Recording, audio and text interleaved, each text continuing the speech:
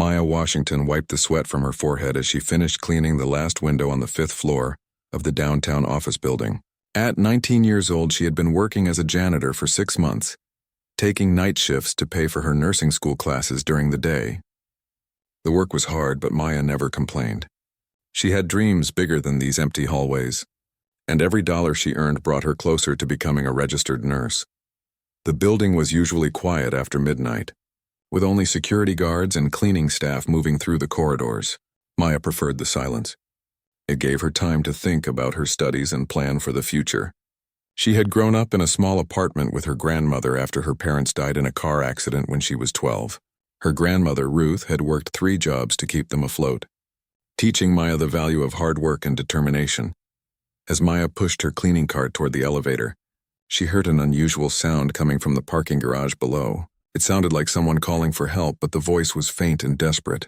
Most people would have ignored it, thinking it was just the wind or maybe someone playing around. But Maya had always been the type of person who couldn't walk away when someone might be in trouble. She hesitated for a moment, knowing that her supervisor, Mr. Peterson, had strict rules about staying in assigned areas. The parking garage wasn't part of her cleaning route, and she could get fired for leaving her post. But the voice came again, weaker this time, and Maya knew she couldn't just ignore it. She quickly parked her cart and took the service elevator down to the garage. The parking garage was dimly lit, with only a few fluorescent lights working properly. Maya called out, "Hello? Is someone there? Do you need help?" Her voice echoed off the concrete walls, and for a moment there was only silence. Then she heard a weak voice coming from behind a black luxury car near the far corner of the garage.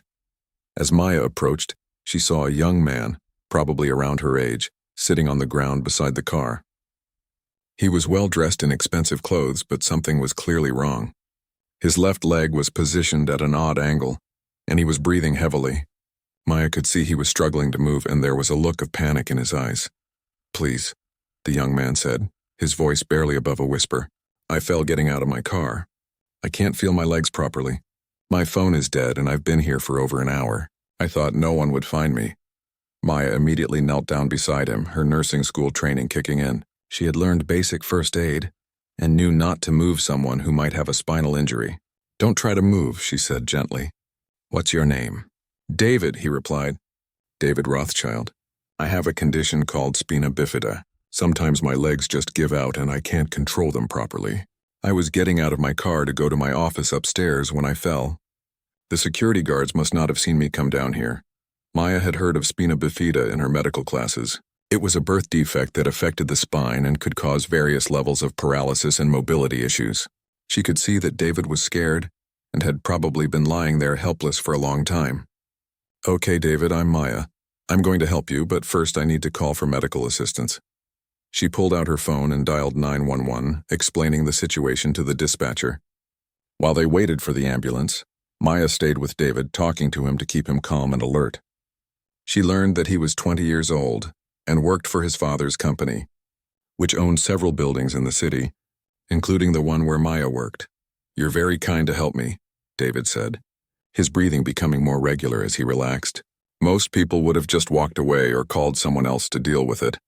You actually stayed with me," Maya smiled. "My grandmother always taught me to treat others the way I'd want to be treated. Besides, I'm studying to be a nurse. Helping people is what I want to do with my life."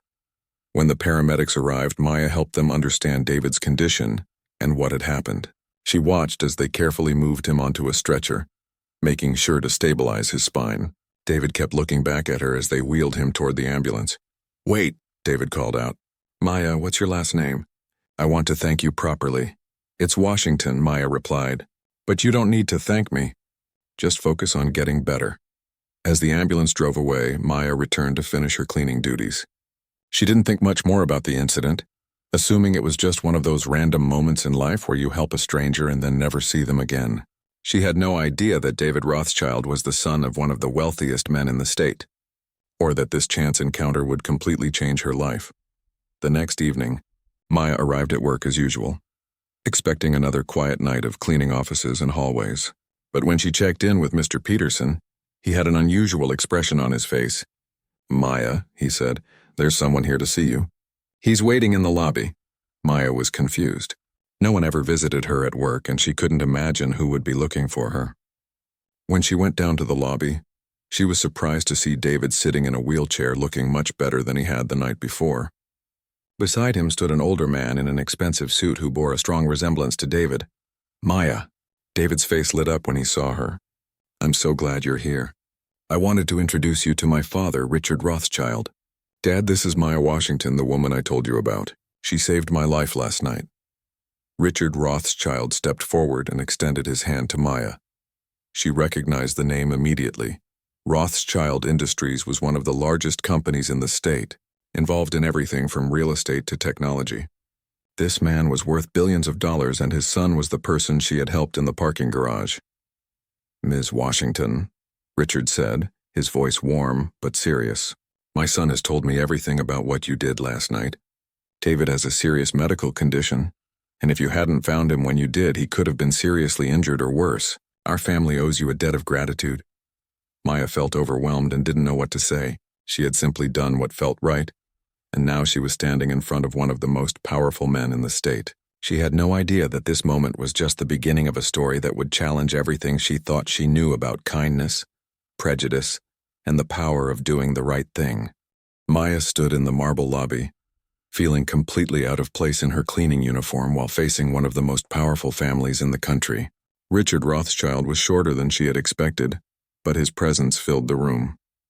His gray hair was perfectly styled, and his expensive suit probably cost more than Maya made in 6 months. Despite his wealth and status, there was something genuine in his eyes when he looked at her. Please sit down, Richard said, gesturing to the elegant chairs in the lobby seating area. I know this must be overwhelming for you. David insisted we come here tonight to thank you personally. David wheeled his chair closer to Maya. The doctor said I was getting hypothermic from lying on that cold concrete for so long. If you hadn't found me when you did, I could have gone into shock or worse.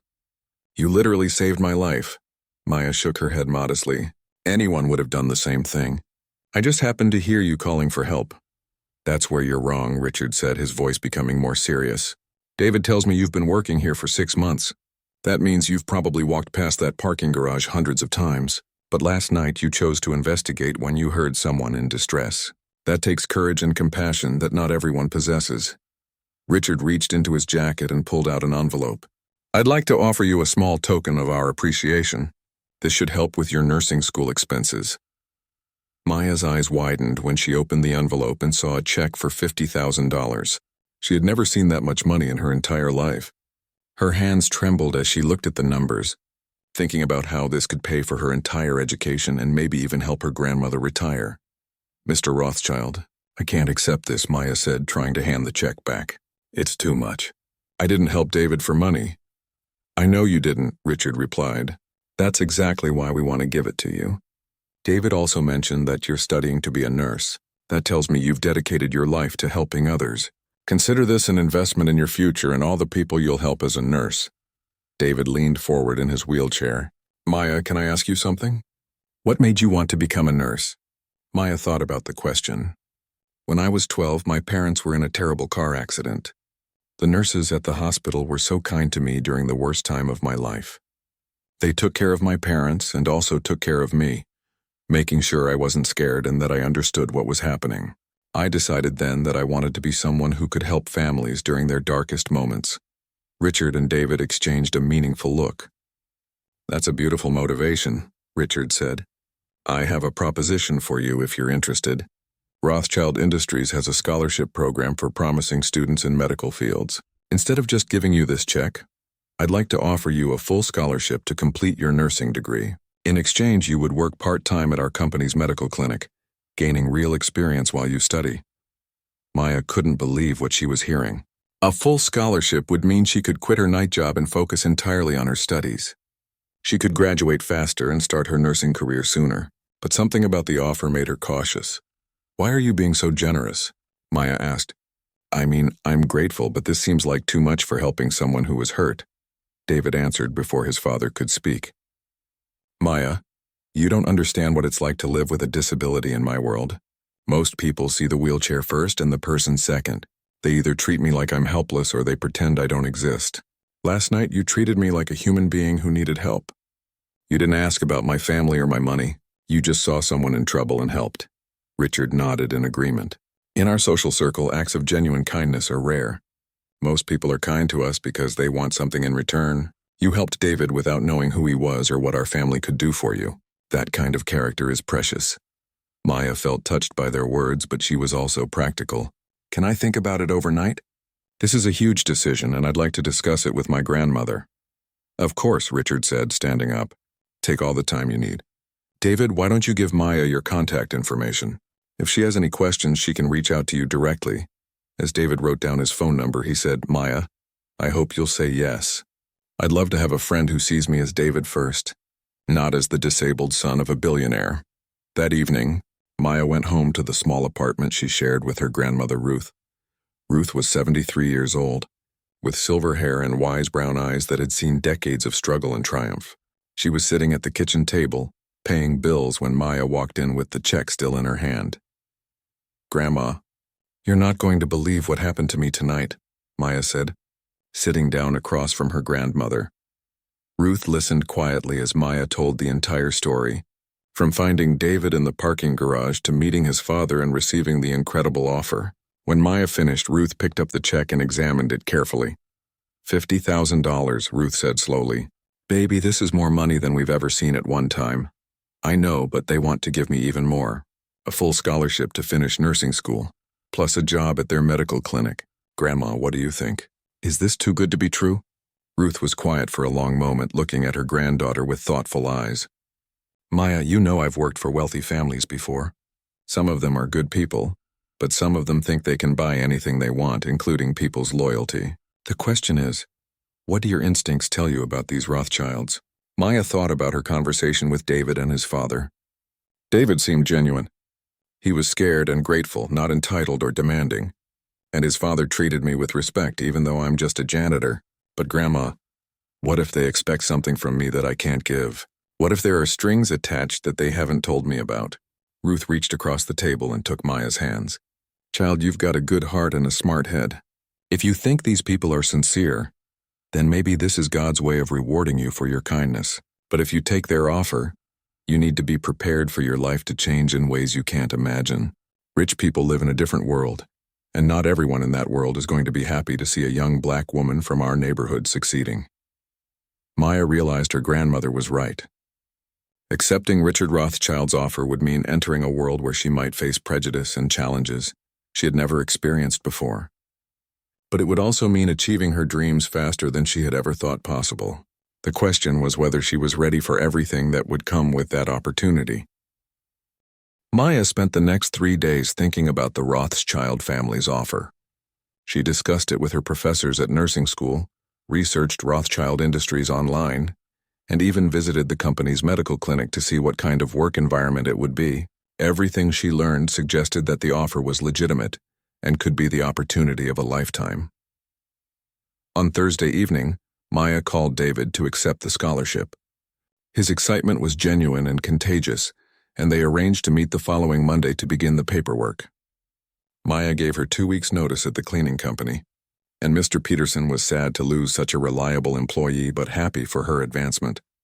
When Monday arrived, Maya dressed in her best outfit and took the bus to Rothschild Industries headquarters. The building was a gleaming 40-story tower in the heart of the business district, very different from the smaller office building where she had worked as a janitor. The lobby was filled with marble, expensive artwork, and well-dressed people moving purposefully through the space. David was waiting for her at the reception desk, looking professional in a navy blue suit. He greeted Maya warmly and led her to the elevators.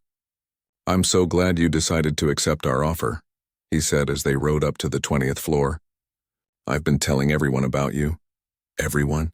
Maya asked, suddenly feeling nervous. "Well, my father's business associates, some family friends, and the staff at the medical clinic where you'll be working. Everyone is excited to meet the woman who helped me."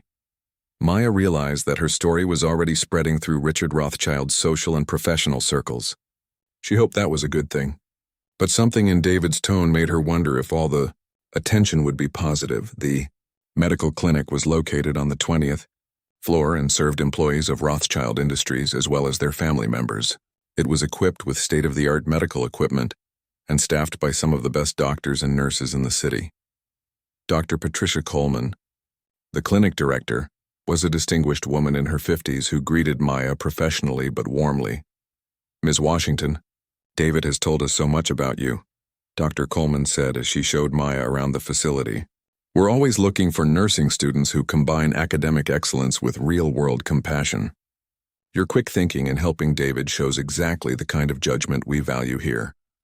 Maya was impressed by the clinic's resources and the obvious competence of the staff. She would be working 20 hours per week while continuing her full-time studies, gaining experience in everything from routine checkups to emergency care. The position paid well enough that she could help her grandmother with their monthly expenses while saving money for the future. "There is one thing I should mention," Dr. Coleman said as they concluded the tour. "Because of David's medical condition and his father's prominence in the community, we occasionally have media attention focused on our work here.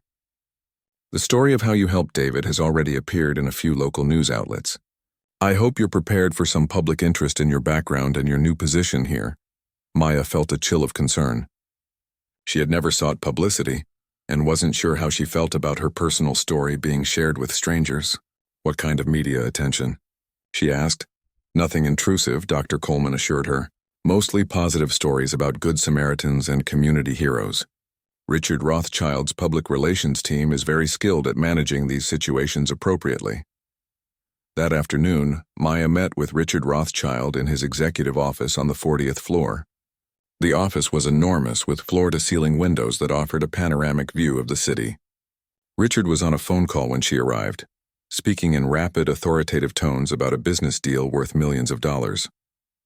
Maya waited quietly, reminded once again of the vast difference between her world and his. When Richard finished his call, he turned his full attention to Maya. "I'm delighted that you've decided to join our organization," he said.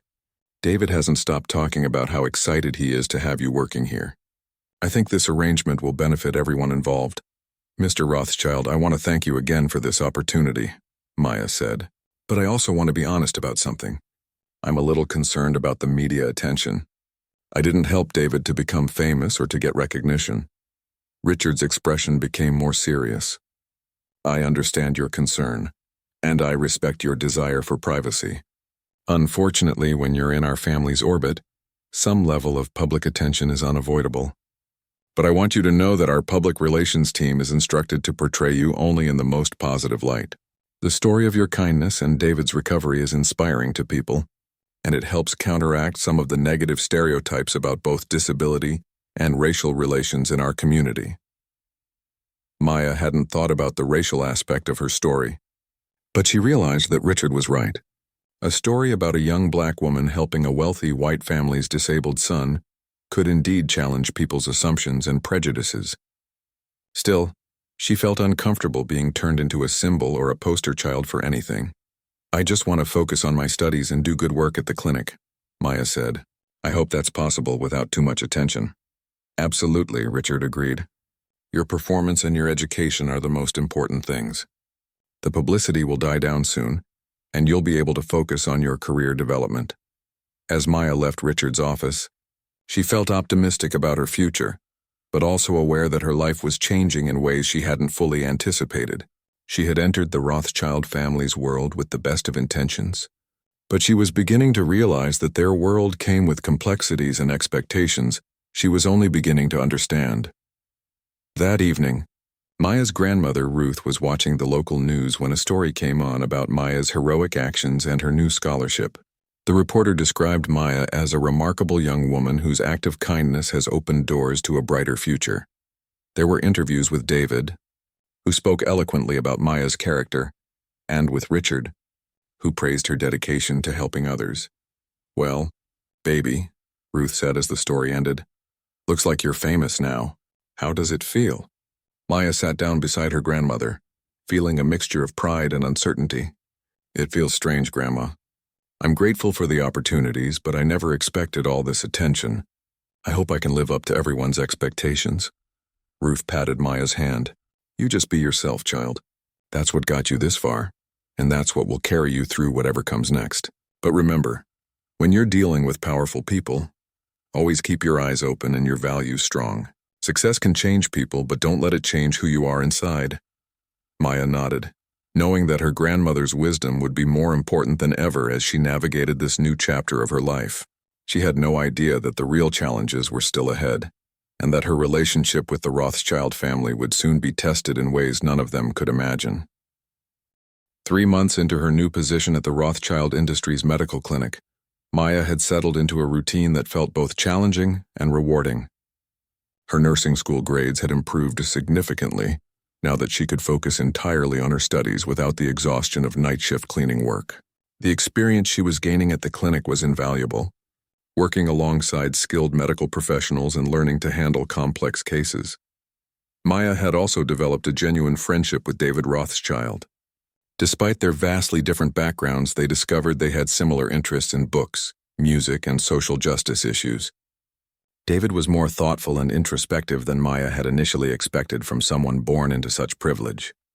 He often struggled with the limitations his disability placed on him, but he never used his condition as an excuse to avoid challenges. "You know what I appreciate most about our friendship?"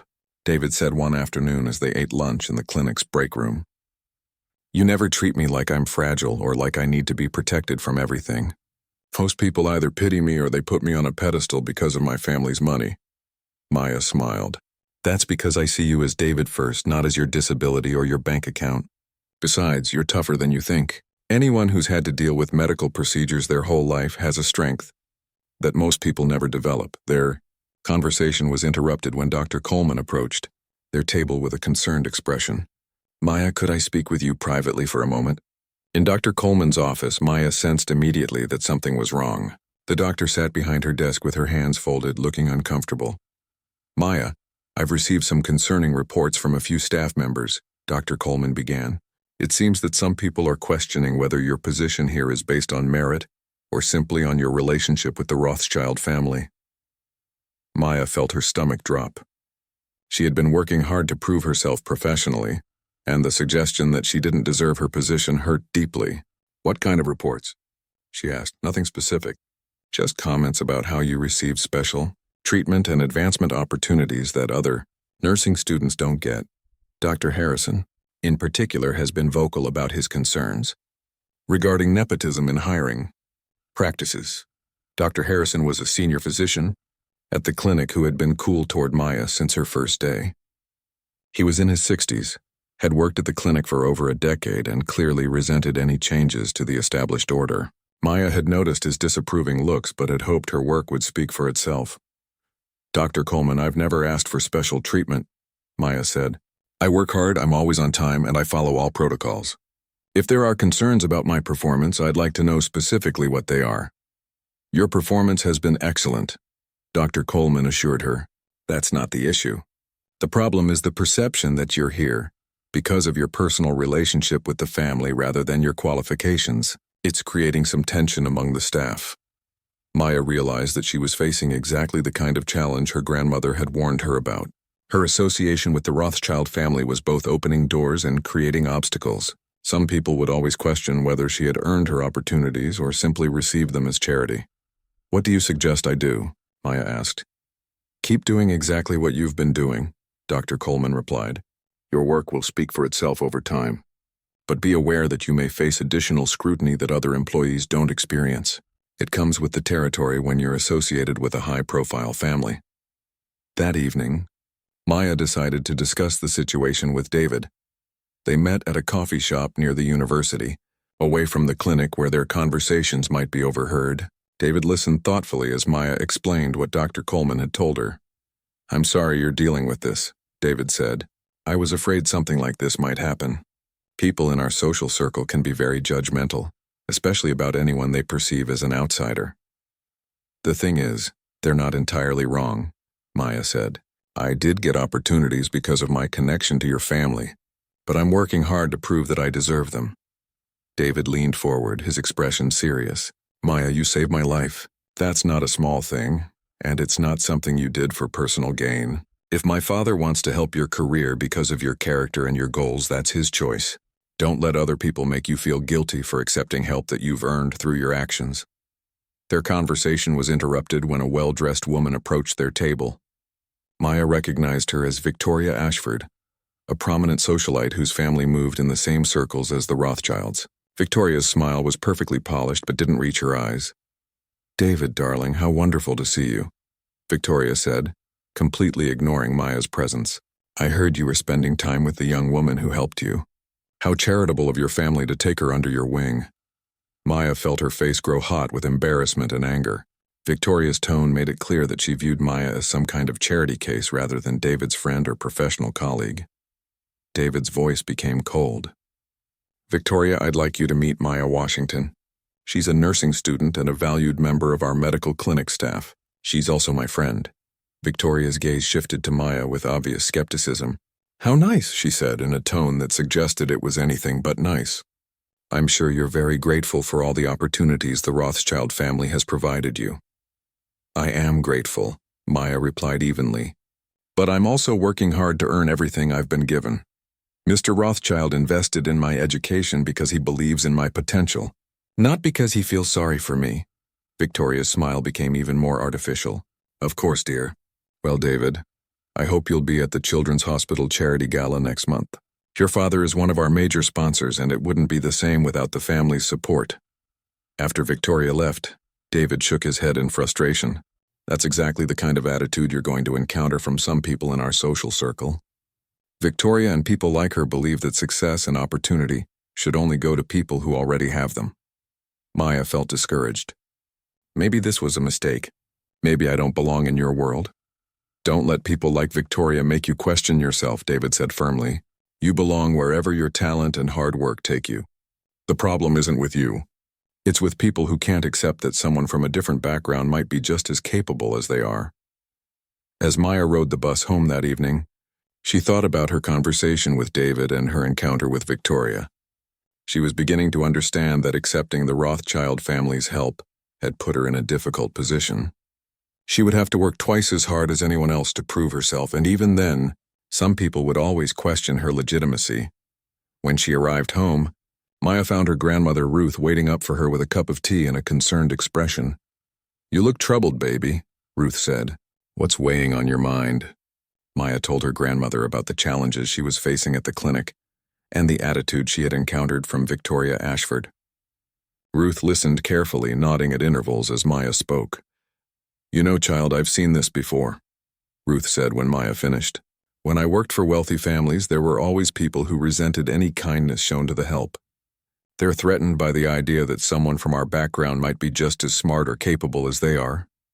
"What did you do when you faced that kind of prejudice?" Maya asked. "I held my head high and let my work speak for itself," Ruth replied. "And I never forgot where I came from or who I was inside. Success doesn't mean you have to become someone different. It means you get to be yourself in better circumstances." Maya hugged her grandmother, feeling renewed strength from her wisdom. She realized that the challenges she was facing were not just personal obstacles, but part of a larger pattern of prejudice and privilege that she would have to navigate carefully. Her relationship with the Rothschild family had given her incredible opportunities, but it had also placed her in the center of social dynamics she was only beginning to understand. 6 months after starting at the Rothschild Industries medical clinic, Maya faced her biggest challenge yet. The annual Children's Hospital Charity Gala that Victoria Ashford had mentioned was approaching, and Richard Rothschild had invited Maya to attend as his family's guest. The invitation came with an expensive evening gown and an offer to have her hair and makeup professionally done. Maya stared at the formal invitation card, knowing that accepting would thrust her into the highest levels of the city's social elite. The gala was attended by politicians, business leaders, celebrities, and old money families who had never interacted with someone from her background as an equal. But declining the invitation might seem ungrateful or could damage her relationship with the Rothschild family. "I don't know if I'm ready for this," Maya confided to David during one of their regular coffee meetings. "A charity gala with your father's friends sounds like stepping into a lion's den." David understood her concern. "I won't lie to you, Maya. Some of the people at that gala can be difficult. They've lived in a bubble of privilege their entire lives, and they're not always welcoming to outsiders. But my father specifically wants you there because he's proud of what you've accomplished." "Why is it so important to him that I attend?" Maya asked. David hesitated before answering. "Because you represent something my father believes in, but rarely sees in our social circle. You're proof that success can come from character and hard work, not just from being born into the right family. He wants to show his associates that investing in people like you creates real value. Maya realized that Richard Rothschild wasn't just inviting her to a party. He was making a statement about his values and his vision for how society should work. But that also meant she would be representing more than just herself at the gala.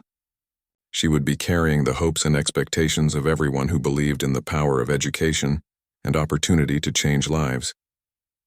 The week before the gala, Maya received an unexpected visit at the clinic from Dr. Harrison, the senior physician who had been critical of her presence there. He knocked on the door of the small office she used for studying and entered without waiting for permission. "Ms. Washington, I think we need to have a conversation," Dr. Harrison said, settling into the chair across from her desk.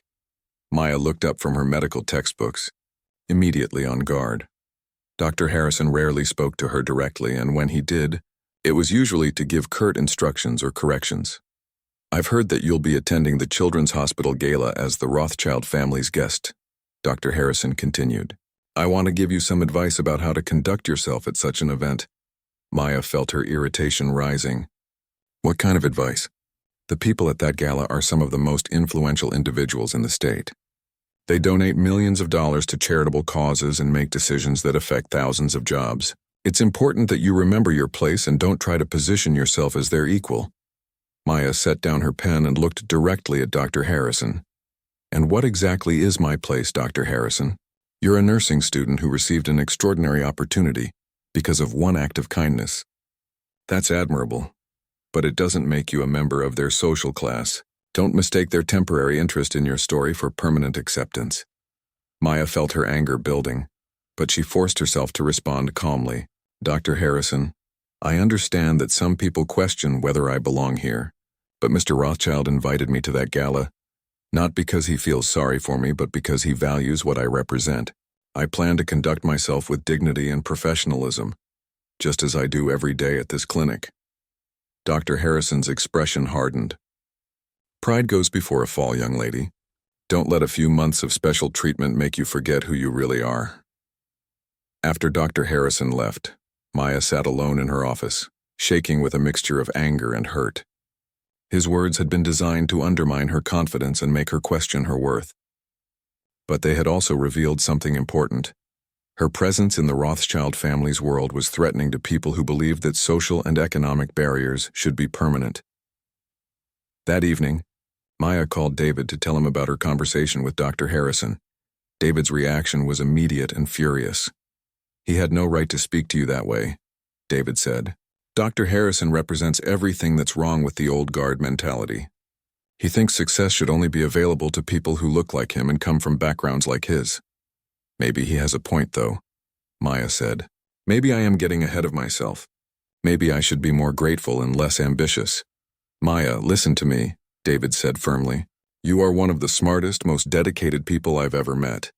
You earned your place at that clinic, and you've earned the respect of everyone there except for a few narrow-minded individuals. Don't let Dr. Harrison's prejudice make you doubt yourself." The night of the gala arrived sooner than Maya had expected.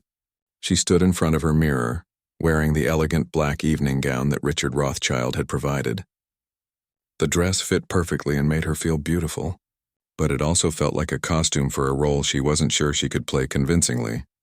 Her grandmother Ruth sat on the bed, watching Maya apply the finishing touches to her makeup. "You look absolutely beautiful, baby," Ruth said, "like a princess going to a royal ball." "I'm scared, Grandma," Maya admitted. "What if I say the wrong thing? What if I embarrass myself or the Rothschild family?" Ruth stood up and placed her hands on Maya's shoulders, looking at her reflection in the mirror. "Child, you've been preparing for this moment your whole life, even if you didn't know it. Every challenge you've overcome, every obstacle you've faced, every act of kindness you've shown, all of that has been building your character for moments like this. But these people have so much more experience with this kind of event," Maya said. "They have experience with wealth and privilege," Ruth replied. "But you have experience with real life, with struggle, with helping others, and with working for everything you've achieved. That gives you a strength they'll never have." When the Rothschild family's car arrived to pick up Maya, she took a deep breath and walked out of her apartment building with her head held high. David was waiting in the back seat of the luxury sedan, dressed in a black tuxedo and looking genuinely excited to have her as his escort for the evening. "You look absolutely stunning," David said as Maya settled into the plush leather seat beside him. "Are you ready for this?" Maya looked out the window at the city lights passing by as they drove toward the elegant hotel where the gala was being held. "I'm as ready as I'll ever be," she said. As their car pulled up to the hotel entrance, Maya could see photographers and reporters gathered outside. She realized that her attendance at the gala was newsworthy, that people were curious about the young woman who had captured the attention of one of the city's most powerful families. The story of the black girl who saved the billionaire's disabled son was about to enter its next chapter, and Maya knew that everything she said and did that evening would be scrutinized and judged. "Remember," David said as the car door opened, "you belong here just as much as anyone else. Don't let anyone convince you otherwise." Maya stepped out of the car and into the bright lights of the camera flashes, knowing that her life was about to change once again in ways she couldn't yet imagine. The grand ballroom of the Metropolitan Hotel was unlike anything Maya had ever experienced. Crystal chandeliers cast sparkling light over tables draped in silk, while servers in white gloves moved silently through the crowd carrying trays of champagne and elegant appetizers. The city's elite mingled in designer gowns and tailored tuxedos, their conversations filled with references to vacation homes, private schools, and business deals worth millions of dollars. Maya entered the ballroom on David's arm, immediately aware of the subtle but unmistakable attention their arrival attracted. Conversations paused as people turned to look at the young black woman accompanying the Rothschild heir. Some faces showed curiosity, others displayed barely concealed disapproval, and a few revealed genuine interest in meeting the person they had read about in the news. Richard Rothschild approached them almost immediately, looking distinguished in his perfectly tailored tuxedo. "Maya, you look absolutely radiant," he said warmly. "I'm so pleased you decided to join us this evening. There are several people I'd like you to meet." For the next hour, Richard guided Maya through the crowd, introducing her to judges, business leaders, and philanthropists. Most were polite and professionally interested in her nursing studies and her work at the clinic.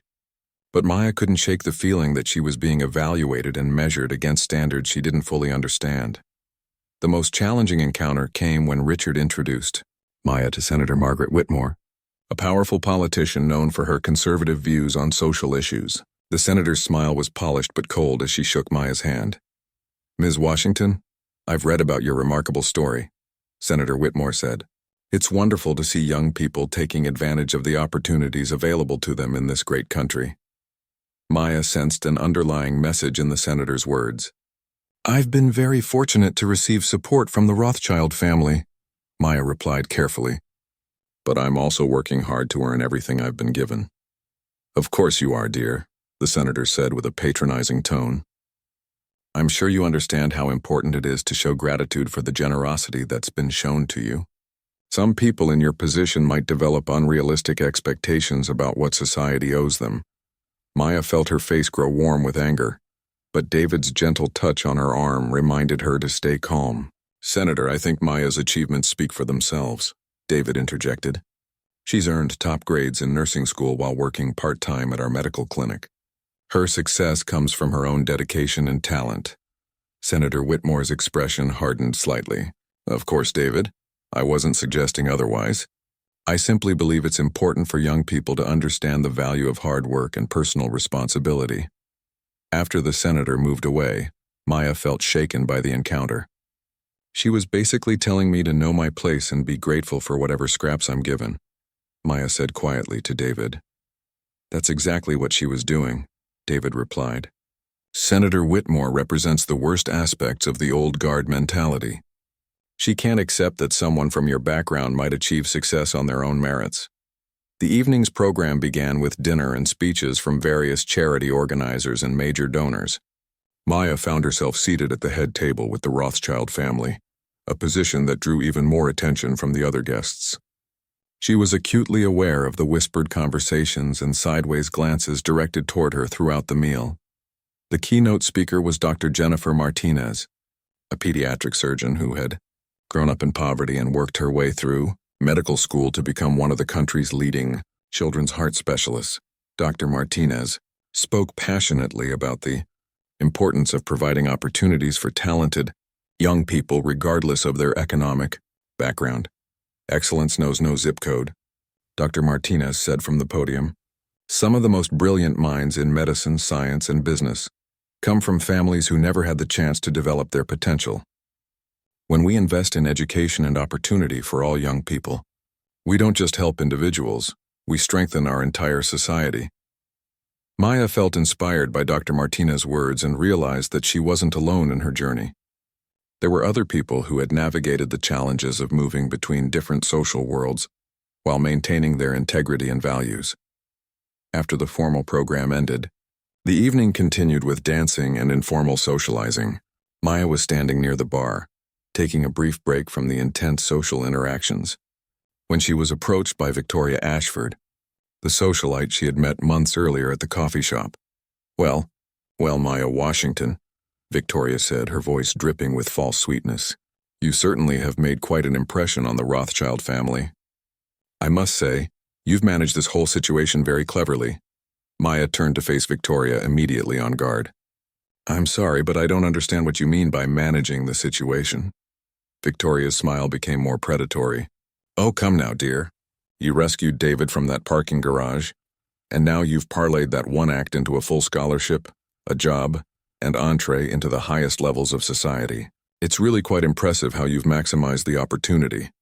Maya felt her anger rising but forced herself to speak calmly. "Mrs. Ashford, I helped David because he needed help. Everything that's happened since then has been the result of the Rothschild family's generosity and my own hard work." "Of course it has," Victoria replied. "But surely you understand that this fairy tale can't last forever. Eventually, people will expect you to return to your proper place in society. It would be wise to prepare for that transition." Before Maya could respond, David appeared at her side, having noticed the tense conversation from across the room. "Victoria, what a surprise to see you here," he said coolly. "I thought you usually avoided events that actually benefited charitable causes." Victoria's face flushed with embarrassment and anger. "David, I was just having a friendly conversation with your little protege here. I was explaining some of the realities of high society that she might not understand." "The only reality Maya needs to understand," David replied firmly, "is that she has every right to be here and every reason to be proud of her accomplishments. Maybe you should focus on your own behavior instead of trying to educate others about theirs." Victoria's composure cracked completely. "You're making a mistake, David. This girl is using you and your family.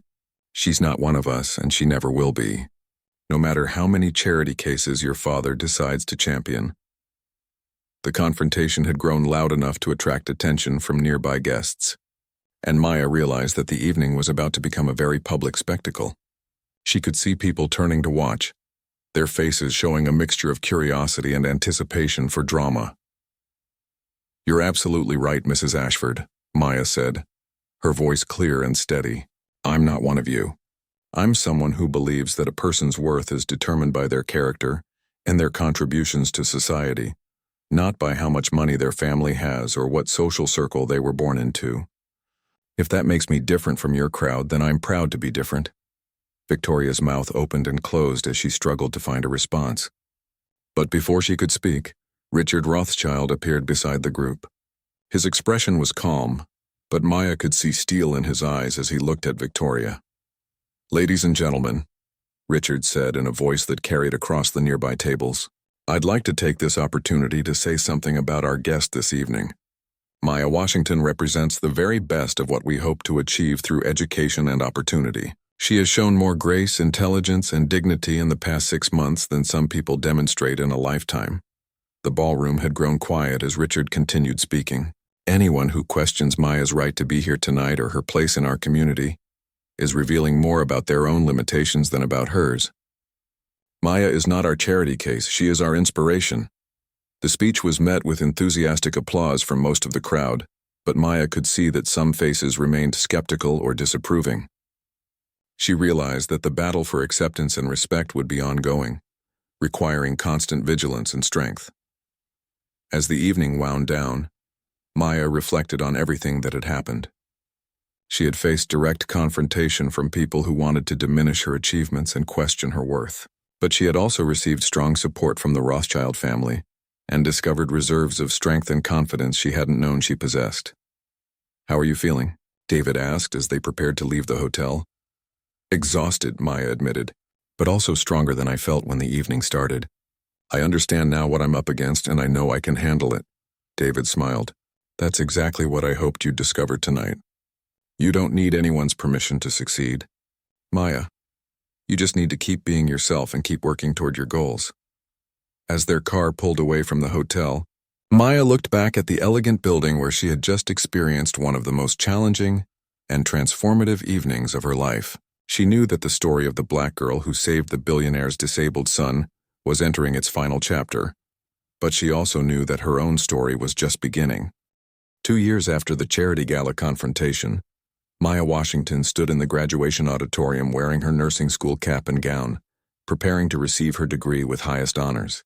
The journey from that night in the parking garage to this moment had been filled with challenges, growth, and unexpected discoveries about herself and the world around her.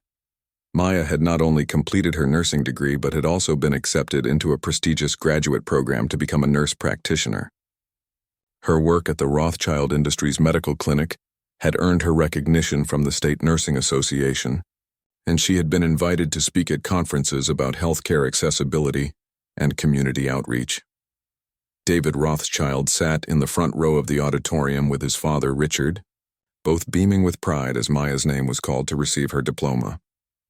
Their friendship had deepened over the 2 years, evolving from gratitude and circumstance into genuine mutual respect and affection. David had also grown during this time, becoming more involved in his father's business and more confident in advocating for causes he believed in. The confrontation with Victoria Ashford at the charity gala had become a turning point for Maya's public image. News coverage of the incident had largely portrayed Maya as a dignified young woman facing down entrenched prejudice, while Victoria had been criticized for her elitist attitudes. The publicity had actually strengthened Maya's position in the community and led to several scholarship offers from other organizations. Dr. Harrison, the senior physician who had tried to undermine Maya's confidence, had quietly left the clinic 6 months earlier after Richard Rothschild made it clear that discriminatory behavior toward any employee would not be tolerated. His replacement, Dr. Sarah Chen, had become one of Maya's strongest mentors and advocates. As Maya walked across the stage to receive her diploma, she thought about all the people who had supported her journey. Her grandmother Ruth, now 75 and finally able to retire thanks to Maya's success, sat in the audience with tears of joy streaming down her face. Dr. Coleman had become both a supervisor and a friend, helping Maya navigate the complex politics of working in an elite medical environment while maintaining her authenticity. After the graduation ceremony, the Rothschild family hosted a celebration dinner at their estate, a sprawling mansion that Maya had visited many times over the past 2 years. The guest list included Maya's grandmother, her nursing school professors, colleagues from the clinic, and several community leaders who had supported her educational journey. During the dinner, Richard Rothschild stood to make a toast. 2 years ago, Maya Washington entered our lives through an act of simple human kindness. She helped my son when he needed help, asking for nothing in return. Since then, she has shown us what it means to approach challenges with grace, determination, and unwavering integrity. Richard's voice grew more emotional as he continued. Maya has not only achieved academic excellence and professional recognition, but she has also changed our family and our organization for the better. She has reminded us that true success comes from character, not circumstances, and that investing in people's potential is the most important thing we can do with our resources. Maya felt overwhelmed by the generosity of Richard's words and the warmth of the celebration around her, but she also knew that her relationship with the Rothschild family had evolved beyond simple gratitude or charity. They had become genuine friends and partners in a shared vision of creating opportunities for others. "I'd like to say something too," Maya said, standing up with her champagne glass in hand. "When I found David in that parking garage, I never imagined it would lead to all of this. But the real gift hasn't been the scholarship or the job opportunities, as wonderful as those have been. The real gift has been learning that kindness creates connections that can change lives in ways we never expect." Maya looked around the table at the faces of people who had become her extended family. I've learned that success isn't about proving you belong in someone else's world. It's about creating a world where everyone belongs. My goal now is to use my education and my platform to help other young people find their own paths to success." David raised his glass. "To Maya, who saved more than just my life that night in the parking garage. She saved my faith in the possibility that people can see past differences and recognize the value in each other." 6 months later, Maya began working as a nurse practitioner at a community health clinic in the neighborhood where she had grown up. The clinic served low-income families who often couldn't afford private medical care, providing exactly the kind of health care access that Maya had always dreamed of offering. The Rothschild Foundation had provided significant funding for the clinic's expansion, allowing Maya to hire additional staff and offer specialized programs for patients with chronic conditions like diabetes and hypertension. David had joined the clinic's board of directors, bringing his business expertise to help with strategic planning and fundraising. Maya's story had also inspired the creation of the Second Chance Scholarship Program, a joint initiative between the Rothschild Foundation and several other philanthropic organizations. The program provided educational support for young people who had demonstrated exceptional character through acts of service or kindness in their communities. Victoria Ashford had attempted to repair her public image by making substantial donations to various charities, but her reputation in social circles never fully recovered from the charity gala incident. The confrontation had served as a wake-up call for many in the elite community about the need to examine their own attitudes toward class and racial differences. Dr. Jennifer Martinez, the pediatric surgeon who had been the keynote speaker at the charity gala, had become one of Maya's mentors and close friends. Together, they had developed a program to identify and support promising medical students from underrepresented backgrounds, ensuring that Maya's story would not be unique, but part of a larger movement toward inclusive excellence in healthcare. Maya's grandmother, Ruth, had moved into a comfortable apartment near the community clinic, where she volunteered in the children's waiting area, telling stories and providing comfort to young patients and their families. Her wisdom and warmth had made her beloved by the clinic staff and patients alike. As Maya reflected on the journey that had brought her to this point, she realized that the most important lesson had been about the power of authentic relationships to transcend social boundaries. Her friendship with David had shown both of them that meaningful connections could exist between people from vastly different backgrounds when they approached each other with openness and respect. The story that had begun with a chance encounter in a parking garage had evolved into something much larger, a demonstration that individual acts of kindness could create ripple effects that changed entire communities. Maya's success had opened doors not just for herself but for many others who would benefit from the programs and opportunities that had grown out of her relationship with the Rothschild family. On the anniversary of the night she had found David in the parking garage, Maya stood in the same spot where their friendship had begun. David joined her there, both of them marveling at how much their lives had changed since that cold evening 2 years earlier. "Do you ever wonder what would have happened if you hadn't heard me calling for help that night?" David asked. Maya smiled. "I think we would have found each other eventually. People who are meant to be friends have a way of crossing paths, even when circumstances seem unlikely." "I'm grateful it happened the way it did," David said. "Your courage to help a stranger changed both of our lives in the best possible way." As they walked away from the parking garage together, Maya felt a deep sense of satisfaction and purpose. The shocking story of how a black girl saved a billionaire's disabled son had become something much more beautiful and lasting, a testament to the power of human kindness to break down barriers and create opportunities for everyone to succeed. Maya's story continued to inspire others long after the initial headlines had faded. She had learned that true success wasn't about escaping her background or proving herself worthy of acceptance by others. Instead, it was about using her talents and opportunities to lift up her community and create pathways for the next generation of young people to achieve their dreams. The parking garage where it all began was eventually renovated and turned into a community center, with a plaque commemorating the chance encounter that had started a movement toward greater understanding and opportunity in their city.